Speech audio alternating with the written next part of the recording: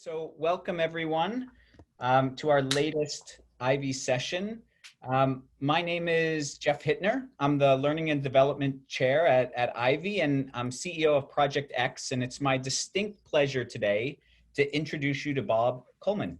Bob, I'm just so excited to share the virtual stage with you. I've been a huge fan of improv and experiential learning my whole life, in particular because I do facilitation for a living, and so I can't think of anything more fun than doing it the way that you do it. So I've been really excited to chat with you. And before we get started, I just want to highlight quickly what our talk today is about for everyone. So today will be a little bit different, although Bob and I both seem staid in our blue button-up shirts. This is definitely about improv and business, right? And so as it is about improv and business, we're gonna talk about how and why improv has such a huge role to play in the business world, how it can help us with our communication, with our collaboration, personal and professional development, corporate culture, and a whole host of things. And so Bob is the perfect person to have this conversation with. So to give a little bit of Bob's background, he's a performer with over 24 years of stage credits. He actually was trained in improv by a long list of legendary talents, including Tina Fey and Amy Poehler. He was an actor with Chicago's famed Second City, and is co-founder of the critically acclaimed Baby Wants Candy improv troupe, which he has toured with internationally. He is also the author of the really fascinating book, Getting to Yes and he's an adjunct professor at Duke's School of Business and Columbia's Business School, and of course is the founder and CEO of Business Improv. So with that, Bob, just would love for you to do a quick hello and give some introductions. Hi, everybody. I mean, that was my intro. You got it. So hi, everyone. Wherever you are around the globe, around America, I hope you're safe, and I hope you and yours are all safe. And I'm excited to share with you what I've been working on for about a quarter century. So let's do this. Awesome. Well, just so if you've seen in the chat, we're going to do our best to pull in a couple of people to become panelists so that you can actually do some improv work with us. This will possibly be challenging, so we'll see how we can make it work, technically speaking, but be prepared. And you know, what I actually wanted to do is start off by asking you from more of a career perspective, right? You graduated college with a business degree, and then you wound up in improv, and now you're your most authentic self, somehow combining the two. Could you just tell everyone about like how that came to be, and as a result, like why we should all be patient with where we are maybe in our careers?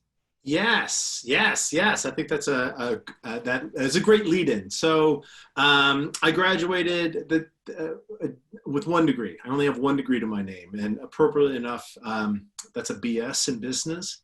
So I got a Bachelor of Science from the University of Illinois at Chicago, and I was actually really good at marketing, guerrilla marketing specifically. I won a Bank of America award when I was 23, and was getting headhunted by Saatchi and Leo Burnett and Footcomb Belding and all these great advertising agencies and PR agencies to be fast-tracked to leadership. And at about that time, I just dropped out of business completely and just immersed myself in improvisation with the hope and goal of never going back to business. And really was able to do some fantastic things in improv just from 1994 to 1999. When in 1999, I was just coaching improv and teaching, and I was a nanny. I was, like I said, everything possible not to go back to business. I hauled sheetrock. I put myself on top of houses, just throwing roofing off for money, of course, not just for fun. Might have been fun though. And at about the time that I mentioned that I bought a condo directly east of Wrigley Field, and I was on the verge of going broke, losing my condo. Everything was falling apart, and not knowing what I was going to do next, because in the mid-90s, to be a professional improviser, I mean, that was an oxymoron. There's no such thing in the mid-90s. So I had the opportunity, though, just serendipitously, to create the first program anywhere in the world in any business school that focused solely on linking improvisation to business. And that was at the Duke University Fuqua School of Business. So I did that. They turned me into an adjunct, and Columbia turned me into an adjunct, Columbia Business School. And that's been for 21 years. This is the 21st year of business improv.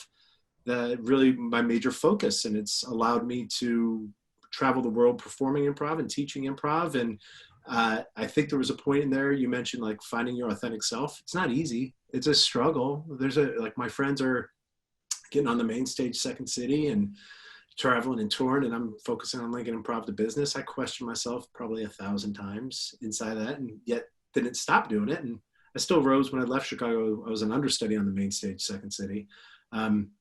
Yeah, sometimes it's a struggle and sometimes it's a joy. And, then I get to a point that 21 years in, you're like, oh, I get to work with my best friends. I get to travel. I get to teach improv. I perform improv, and I write books on it, and yeah, teach it this way.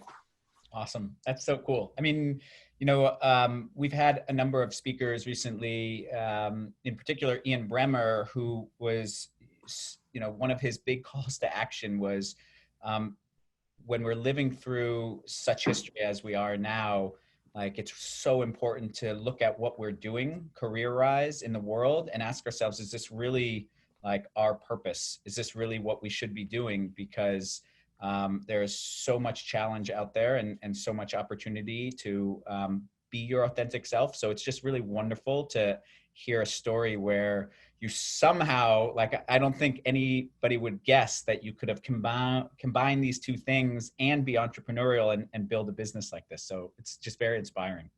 Yeah, well, thanks. In 1999, when I did this in the early 2000s, you could count the competition on one hand, who was linking improv to business. And now, up until 4 months ago or so, it was everywhere, right? So the whole market's changed. And to that speaker's point, I think it's our job it's our challenge, our life's challenge, to evolve as individuals and hopefully collectively as well in what's happening now. Definitely though, as individuals, that evolution for my dollar, you have to pay attention to it. And so this opportunity to potentially reset, if I'm understanding correctly what you were quoting, is a great one, because it can allow for introspection, and it can allow for redirection, either on a micro or macro level, to say, yeah, I want to bring more of this side of me out. And I feel like I am one of the fortunate ones in that capacity, that I get to do, stuff I love. Awesome. Well, so then let's get to it. What on earth does improv have to do with the business world? Can you just start with that? Yeah. All right. So this could, go on forever and ever and ever. So the way that we define improv in business improv, which is a bit different than if anybody knows theatrical or comedic improvisation, like you mentioned, Baby Wants Candy, what we do there. The way we define improv in business improv are on 3 core competencies, and that's reacting, adapting, and communicating. So reacting is not a reaction, right? That's a one-off. Reacting is ongoing. And so you have to be focused and present and in the moment at a high level on an ongoing basis. Adapting is if it's ongoing within parameters or trying to achieve a specific outcome, like you're reacting and adapting to what's happening right now, this cuckoo thing, or a strategy, a conversation, a sales engagement. You're reacting and adapting. And then the subroot to both of these is communicating. We're not in space. We're not in a vacuum. There's always someone with whom we can react and adapt. So whether the output then is comedy or the output is EMTs, first responders, firefighters, the output is athletes, the output is entrepreneurs, solopreneurs, business men and women, business people. The question isn't do you react, adapt, communicate? The question is who doesn't do this? And so that's our base. That's what we focus on as our foundational blocks in business improv, really bulking up that skill set so that in times of risk and uncertainty and stress and crisis, when we fall back on our most overused and overlearned behaviors, business improv techniques become one of those overused and overlearned behaviors. So the idea being that with more sort of practice, we can redirect how we respond to these situations? Ding, ding, ding. Yeah, 100%. Right. Gold star, blue shirt. Woo. Well done. All right. Yeah, absolutely. It's like anything else. Some people are more gifted in this. And yet at the same time, this is a skill set that you can practice. It's through reps. Get the muscle memory going. Get to the point of being unconsciously competent at what we're doing. And that comes from practice. So yeah, the people who practice this more are the people who are going to succeed using this more, because it's going to be deliberate and intentional, as opposed to people who are like, well, I'm just good at this. You know, so, and being deliberate and intentional as well means you bring other people in with you and create other people who are nimble and adaptable and flexible and agile and all this great stuff, all these great buzzwords that are needed right now. So then what are the different areas that you tend to focus improv on from the buzzword, the buzzy sort of business perspective? Is it, leadership development? Is it team dynamics? What are the areas? Yes. So we can get at its core, improvisation is a communication and collaboration based art form. That's what it really is all about. The output is a show. The output is creativity, or in Baby's case, a musical, improvised musical. That's output. The core, though, is communication and collaboration with maybe some underlying creativity. Yet you can boil that creativity down to postponing judgment. So communication, collaboration, postpone judgment, defer judgment. Take the ability, develop the skill to take off the critical thinking hat and get into the learner mindset, get into the growth mindset of I need to understand what's happening to the best of my ability from as many perspectives as possible. So it's that celebration of diversity and uniqueness, the seizing of surprise, and creating an arena in which we're not worried about failure at that time. And then separating the styles of thought to know when you need to put the critical thinking hat back on to produce a book, produce a proposal, solve a problem, be correct finally. Yep. So that's where we're starting. It's focus, it's concentration, it's presence, it's engagement. Lots of great buzzwords that really, for my dollar, will all start focusing, going back to how are we talking to each other, communicating, collaborating, and where's the ability to understand people's perspectives on their terms. Gotcha. Empathy you can go to as well. Yeah, and again, all the critical things that we're talking about in the business world from sort of a soft skills perspective, right? The stuff that we're not really getting the training we need to, from a core university angle. Although I've heard rumors that your course is often the most popular course, both at Duke and Columbia. Yeah. as electives, they rank up there, gotcha. Right? Yeah. So yeah, they do. And as compared to Intro to Finance, right? Right. Exactly. Right up at the top. Right. Yeah. Data analytics, the history of data analytics. We might be competing with that one. Yeah. I mean, you mentioned it though, whether you call it soft skills or people skills, that's what we're focusing on in business improv, whether it's on site or through this medium. It's how are you engaging with people? How are you connecting with people? How are you communicating, collaborating? How are you building relationships and creating cohesion and chemistry? Yeah. That to me is the cool stuff. And it's also the hard to reach stuff, because unlike math, for example, there's not a formula for success. Yeah. So what we're working on is a formula that has constantly shifting variables inside of it that sometimes can't even be defined. Like, for example, how any individual at any given time who's working out of their home with a new baby and a 3-year-old and a significant other, a partner that at any given time might come in, how is he or she dealing with that stress, which at any given time that pendulum can swing. So that's the skill set that really we're focusing on, and that all relates to people.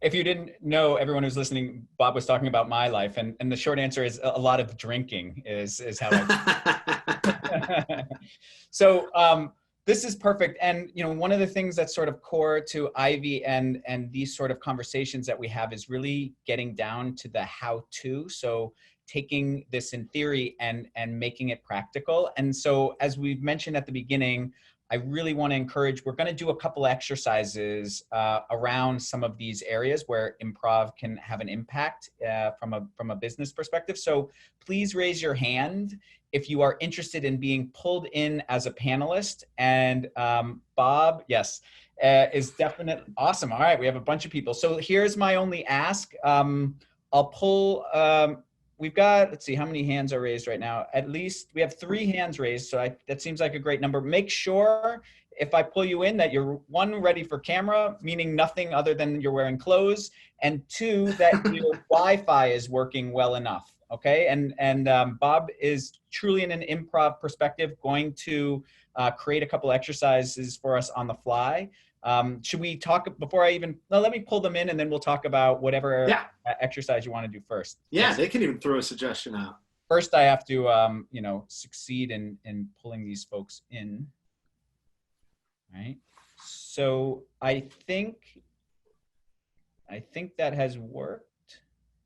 All right. Promote to panelists. So Dan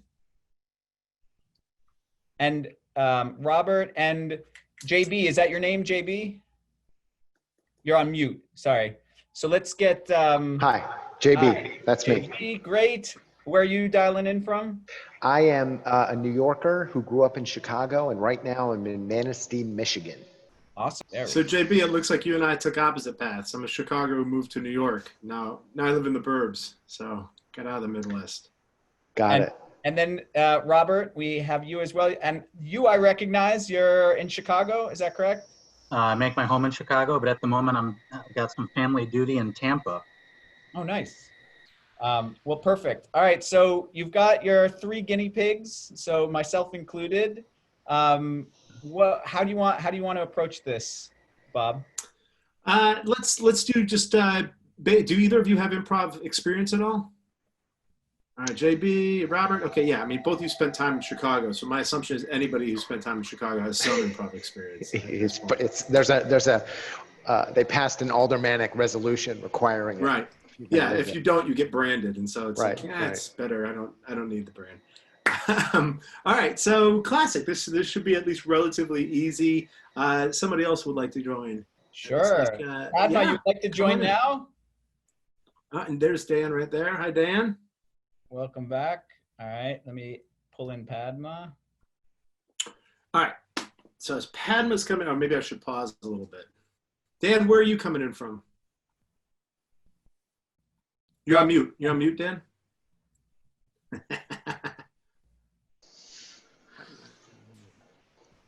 Oh my God. There you go. Now we can hear you, Dan. I didn't do anything. I unmuted you. Oh, okay. It's your fault. It's your fault. Where are you dialing in from? San Francisco. San Francisco, great. Yeah, I was in Brooklyn for 17 years and I moved here in August. Awesome. Wonderful. And Padma, you've joined us. Where are you dialing in from? Hold on, let me unmute you. Or unmute yourself. Can you hear me? Yep. Okay. Where are you dialing in from? New York City. Awesome. All right. Awesome. All right. Let's send it back to you, Bob. I'd love to dive in. So how are we going to learn about improv and business with this group of misfits, including myself? Yeah. All right. So Robert, take yourself off mute. Make sure everybody is off mute. So this will just be classic. Okay. Just very, very, very classic improv exercise. And what we're going to do is starting with Jeff, and then it's going to go to JB, and then Robert, and then Dan, and then Padma, and then me. So I'll be the last. And then, so Jeff, you follow me. All you really need to do is remember the person that you're following. So JB, you follow Jeff. Robert, you follow JB. Dan, you follow Robert. Padma, you follow Dan, and I'll follow you. And all we're going to do is tell a story one word at a time. Super simple, all right? Now, for anybody who's unfamiliar with this classic improv exercise and game, which you would have seen on Whose Line Is It Anyway, in order to make this work, you have to focus, concentrate, be present, be in the moment, be super adaptable, nimble. Don't think where you know the story is going to go. Just say whatever you can to support what's been said right before you. So JB, you should make Jeff look like a rock star. Robert makes you look like a rock star. Dan makes Robert look like a rock star. Padma makes everybody else look like a rock star, and I'll do the best I can to support Padma as well. And that's how this is going to work. So it takes a huge level of postponement and judgment as well. So focus, concentration, presence, adaptability, flexibility, postpone judgment.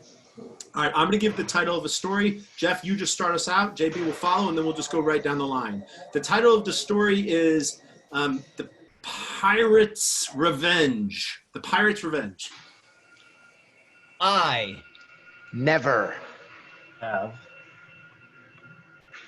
Me? Compassion. Dan, your turn. I never have compassion. Dan. 4. Any 6 foot Person Who? Survival. Ooh, all right, Wait, sorry, I'm not following. I'm following Robert, right? yes. So I Okay, never so have compassion for any 6-foot person who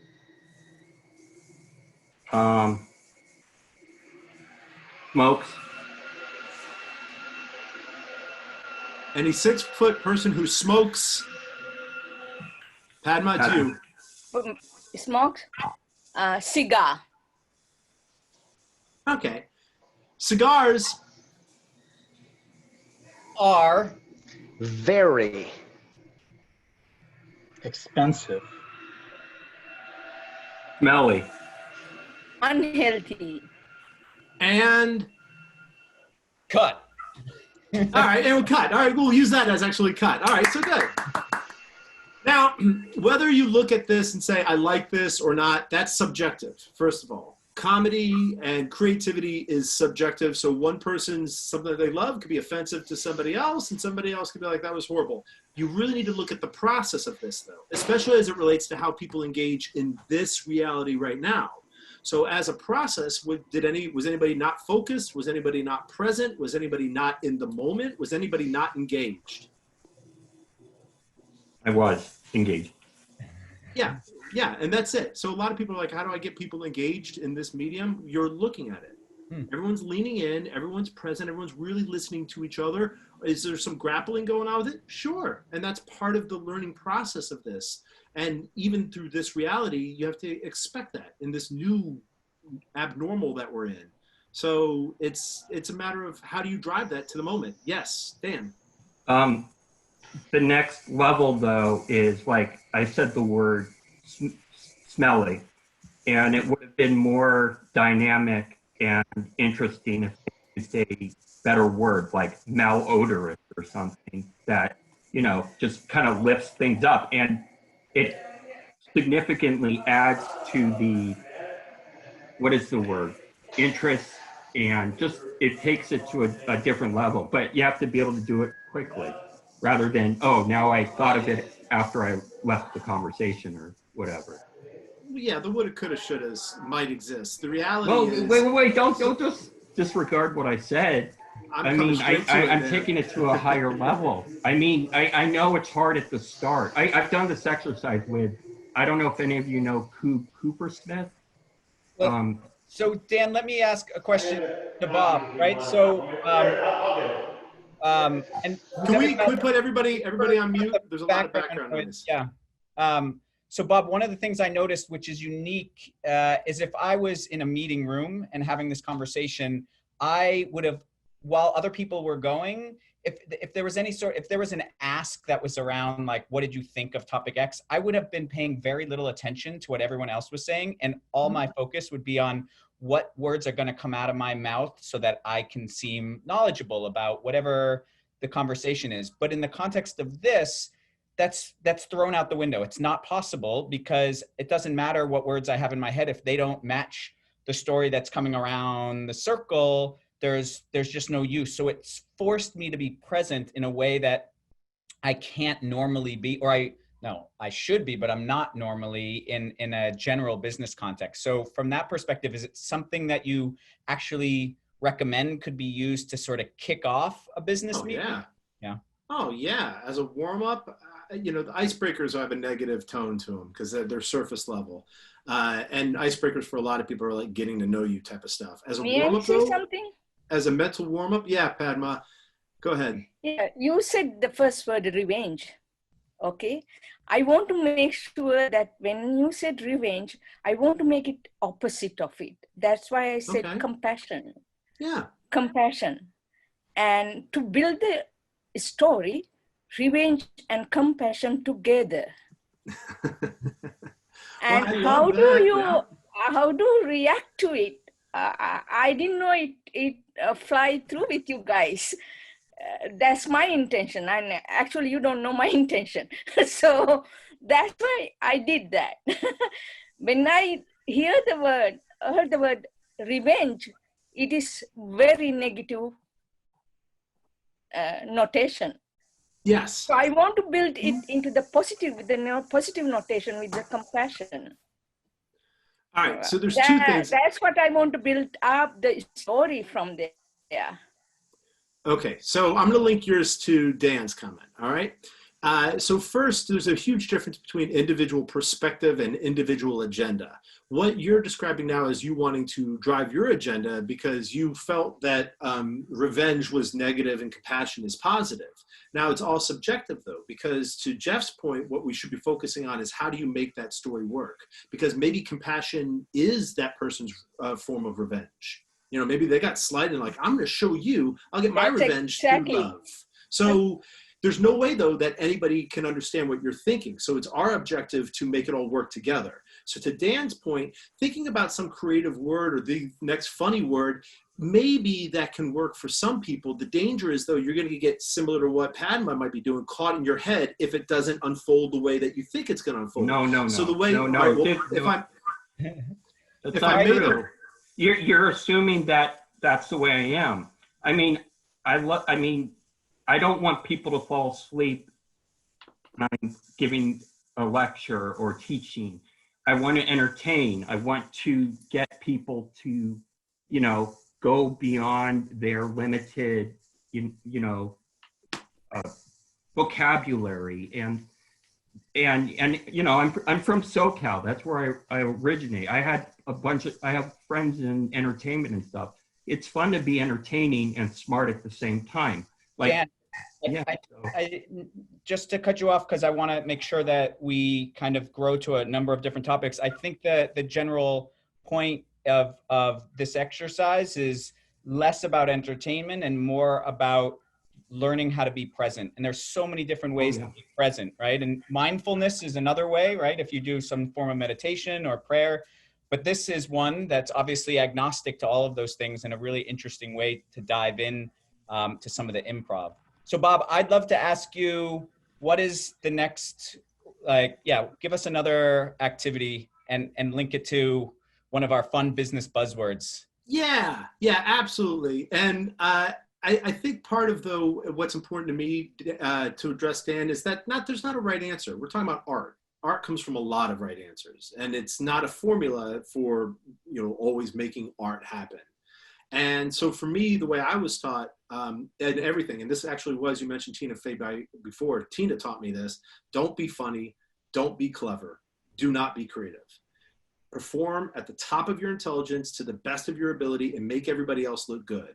That was a direct slap on the hand after a show. She's like, you're trying too hard and you're railroading people. I'm like, okay. So I took that one to heart. Not that it's right or wrong. It's just, what I learned. All right. So how about we do ideation, brainstorming, right? Everybody's got to brainstorm. Super, super simple. So we'll just open this up to everybody together. So everyone can take themselves off mute. Why don't we plan the next Ivy social party that we're going to have, get together.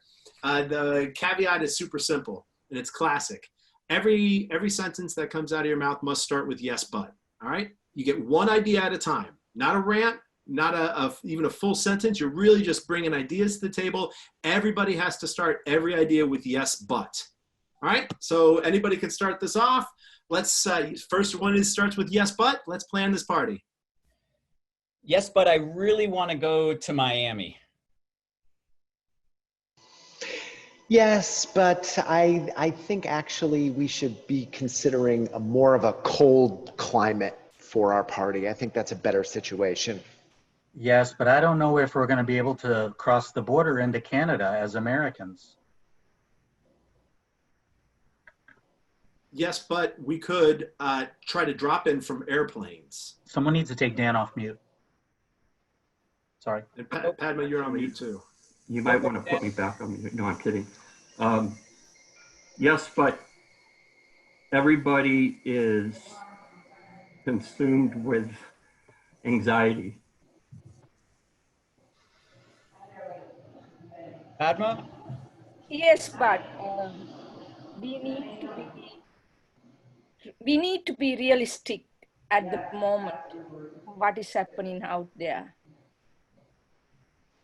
Yes, but in a lack of realism, and realistic thinking is a hallmark of our company, and we have to really emphasize that at this party.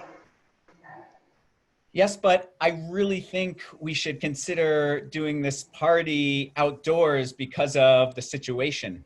All right, good. I'm going to freeze it. Let's do the same exact thing. All we're doing is planning a party. Everybody's just going to jump in whenever they want to. Make sure you take yourselves off mute. This time, start every single idea with yes and. Every idea must start with yes and, not a rant, one idea at a time. Yes and, yes and, yes and. Go. Yes, and we can serve cocktails starting at 10 a.m. Yes, and it's 10 a.m. somewhere right now. Yes, and we could drop the cocktails out of airplanes so everyone gets them. Yes, and my friend is actually a pilot with the Air Force and can get us a great deal on a charter plane. Yes, and all of the suggestions could be adaptable. Yep. Yes, You said it should be adaptable. Dan, one more time. Oh, sorry. Nope, Dan, please. Come on, Dan. Oh, yes, and I would love to DJ the party.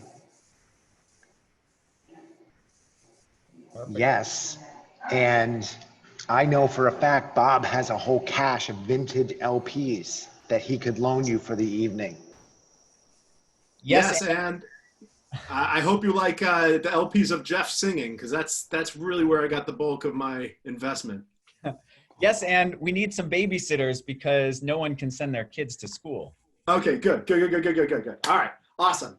Now the question is, in which round did you actually come up with ideas, right? The whole focus was brainstorming. That's buzzword du jour. Did you come up with more ideas in round one or in round two? Two. Padma, what do you think? Round one or two? Two. Okay, so it's universal. In which round did you have more fun? Round one or round two? Two.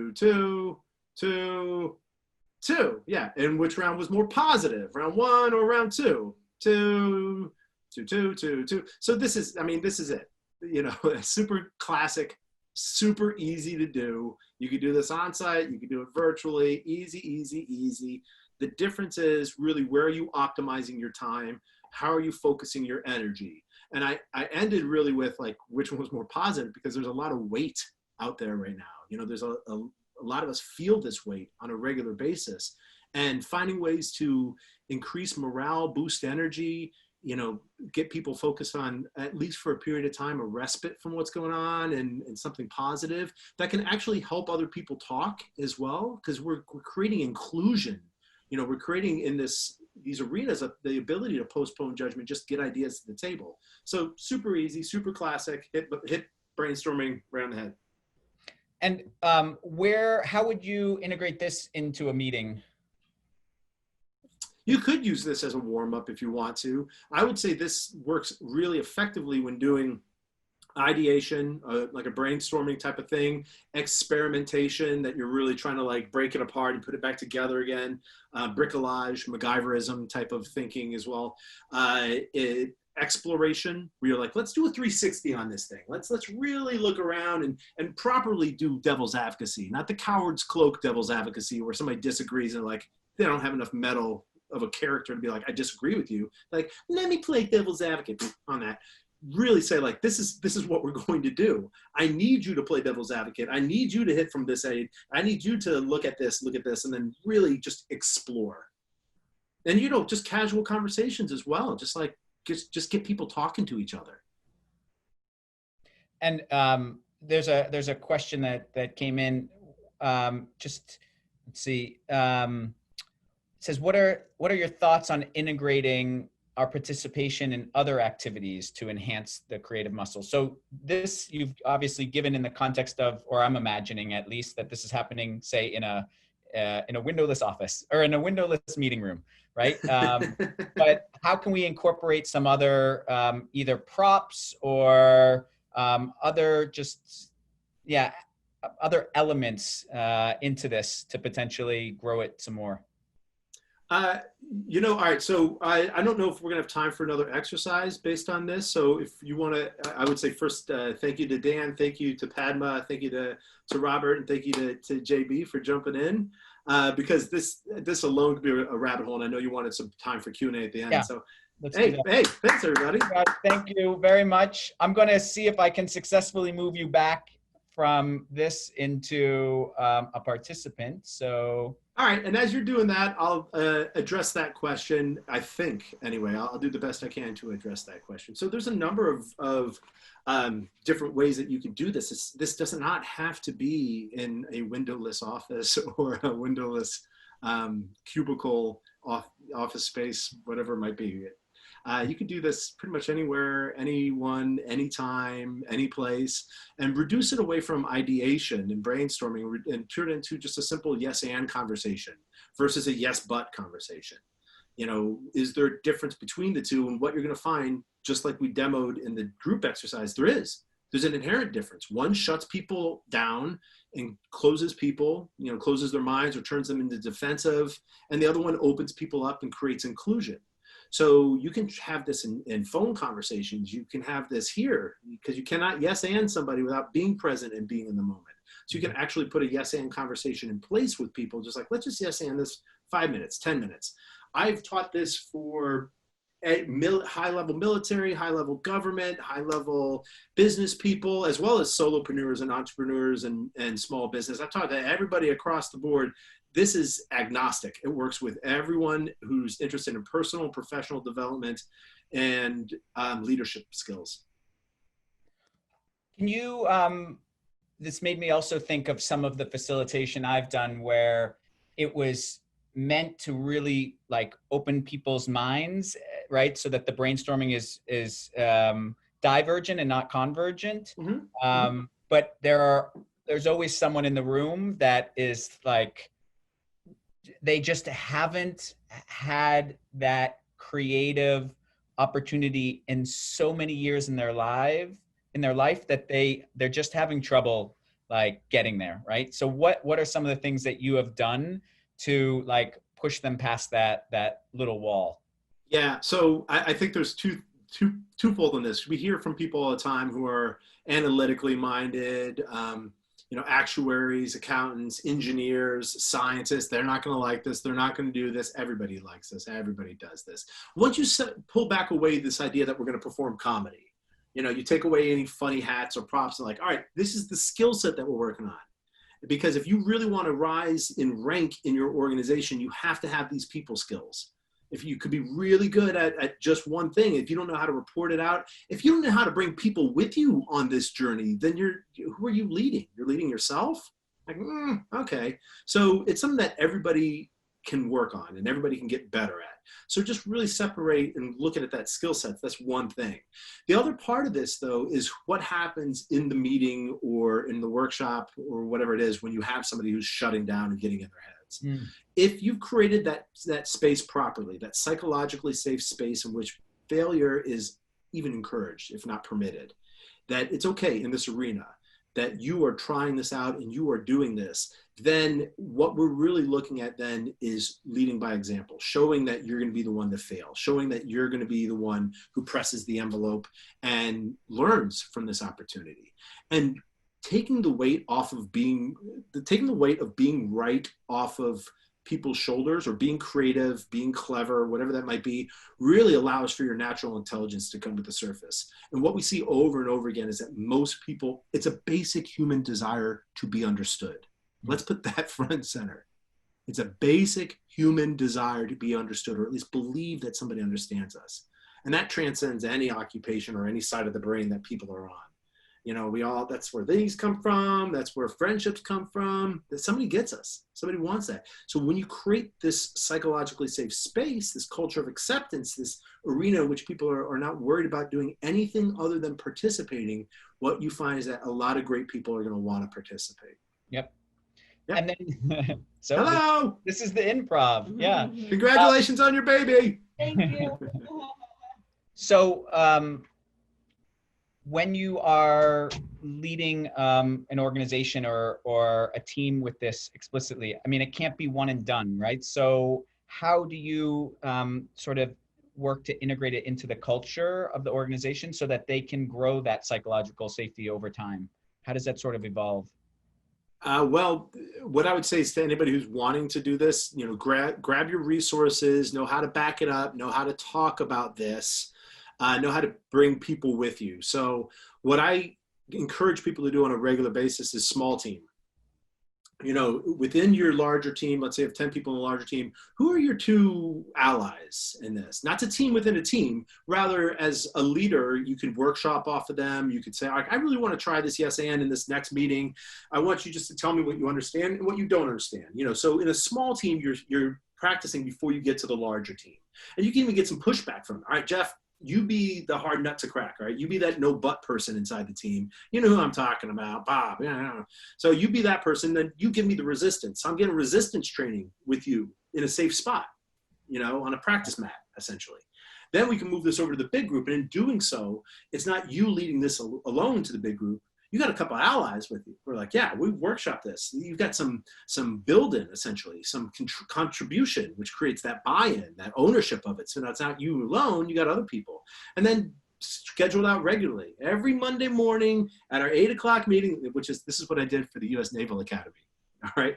The focus I was brought in for was creativity, dissent, and reshaping. This was 2014. And this was how to get midshipmen to talk to people who've got stars and stripes and brass, you know, the captains and et cetera, et cetera. How do you level that playing field? And so what I encourage them to do is every Monday morning, have a meeting in which status was leveled.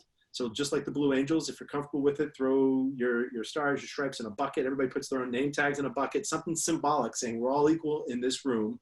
And then we encourage the butt jar. So the butt jar is on the table. Anytime anybody says the word butt, you got to throw some money in, which is typically change because, you know, people are frugal. And so you hear these bells go off and like a lot of people would hear it.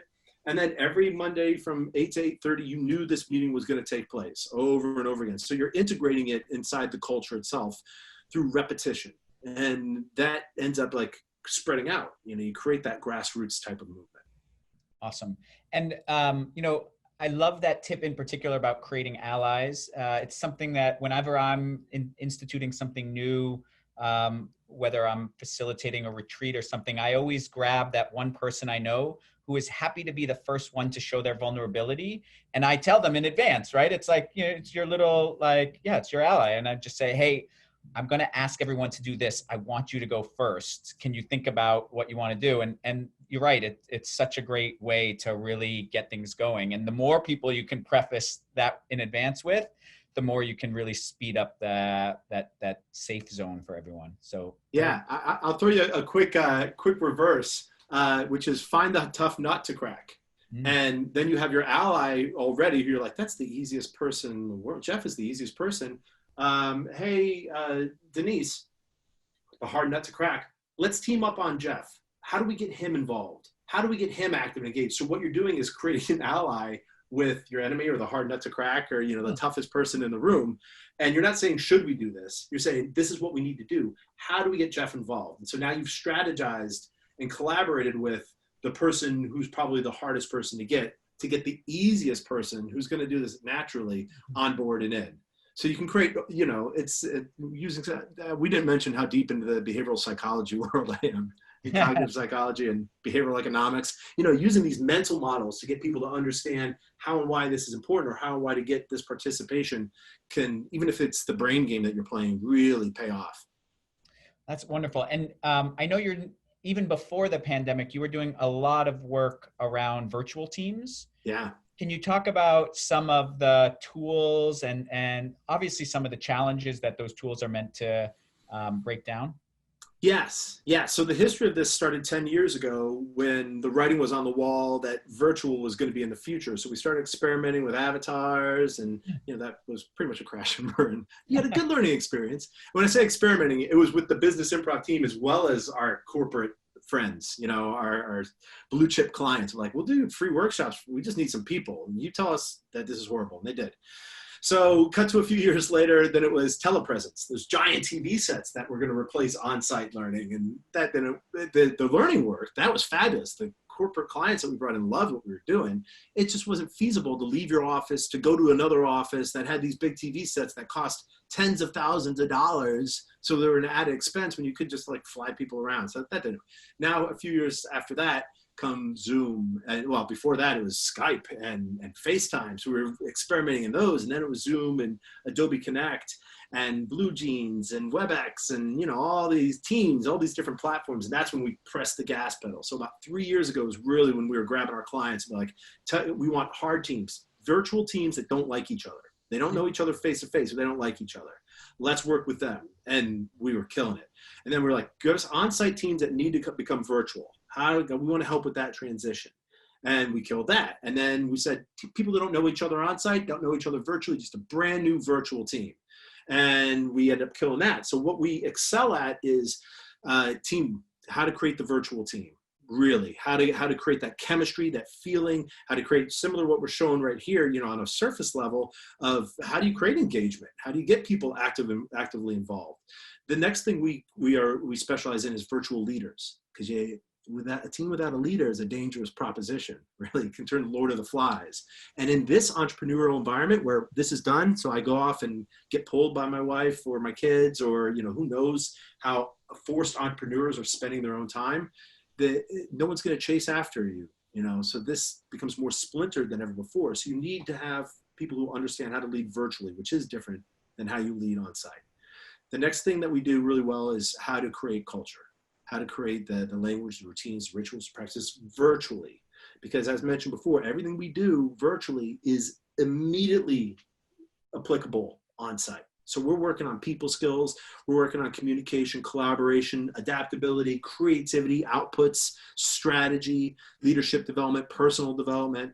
And that's really where we're getting tapped a lot right now. And can you talk a little bit about like how, just give an example of a couple of tools that you're using to enable that, like with a virtual team, to enable them to one, develop psychological safety virtually, especially if they've never met before, or some of the other sort of challenges that are readily apparent from stage one? Yeah, I mean, the low-hanging improv fruit is, you know, yes and. You can't really underscore that enough. It's the most common thing that people know about improvisation. It's often linked more toward comedy or ideation.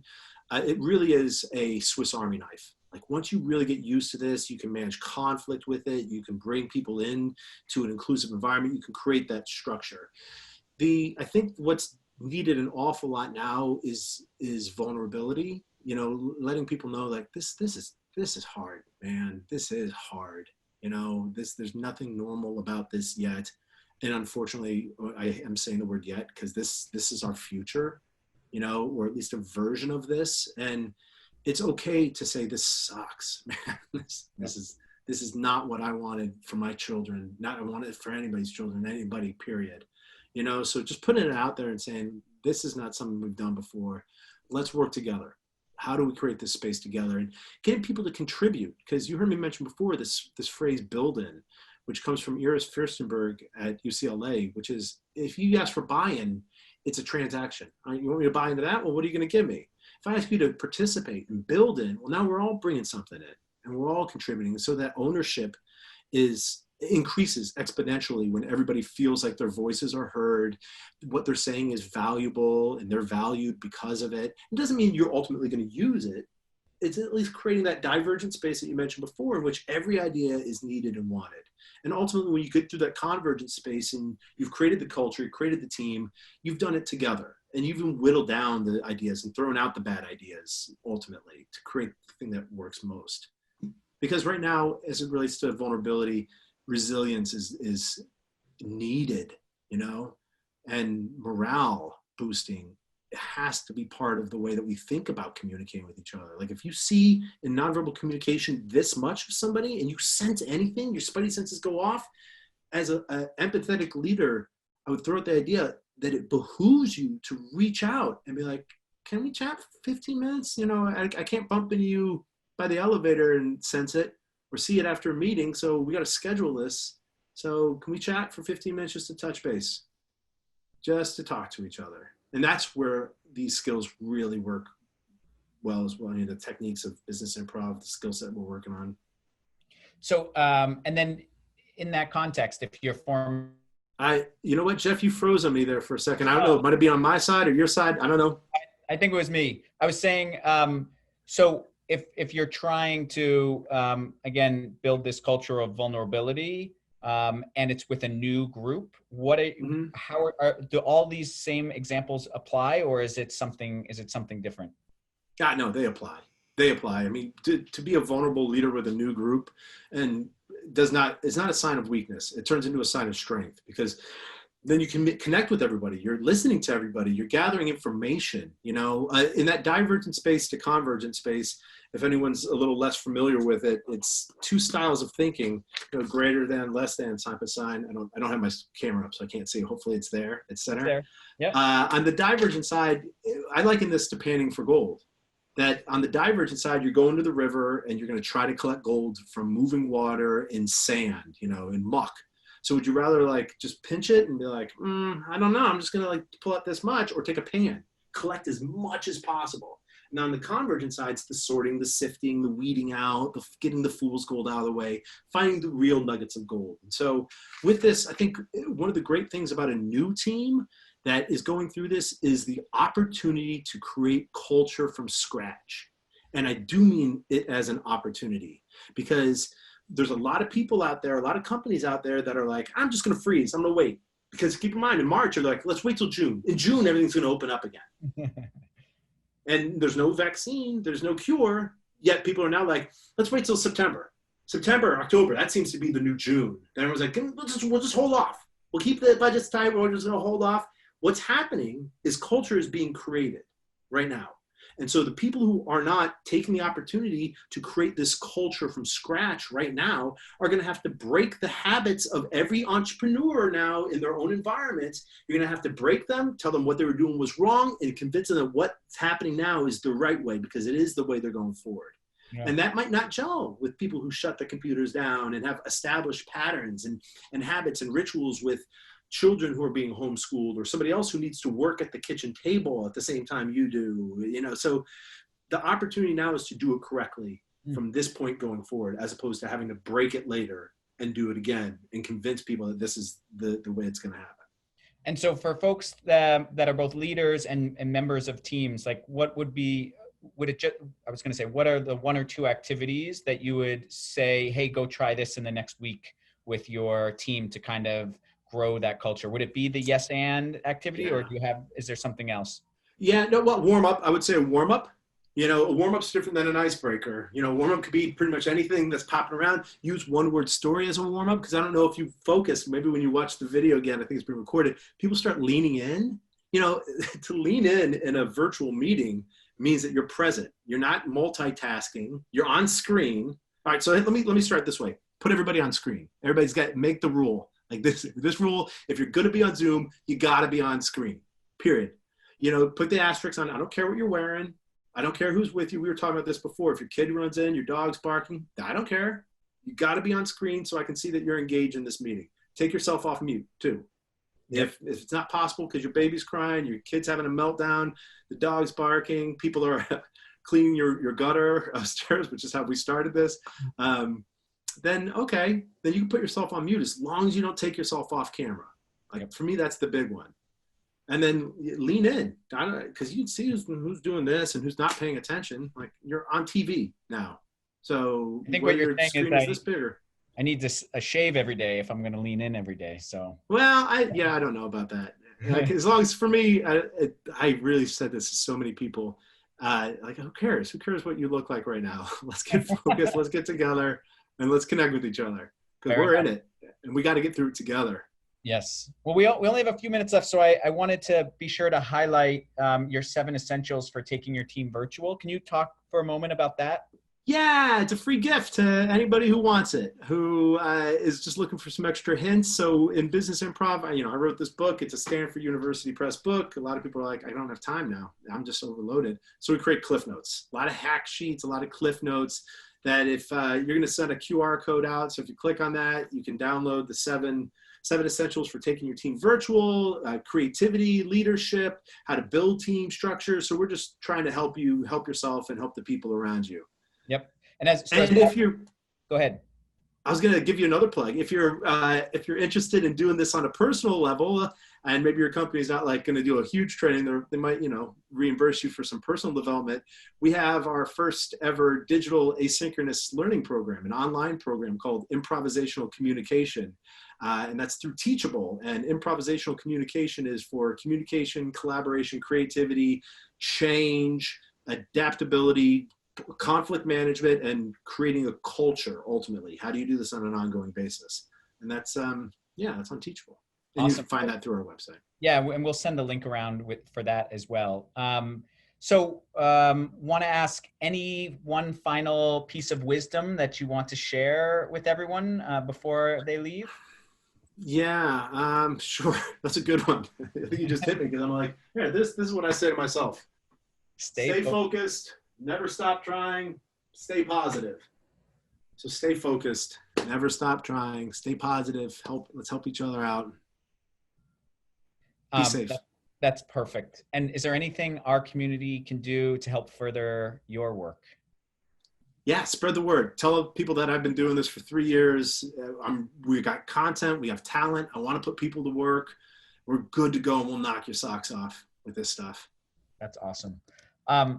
With that, I just want to, end our chat today to remind everyone that once again, it's been we're halfway through another crazy, fast-changing week in the U.S. and in the world, and I want you guys to all just reflect in what ways you can look back on the last few days and look forward to the next couple of days and really be proud of yourself and who you are and what you are doing to make your life positive and those of the people around you.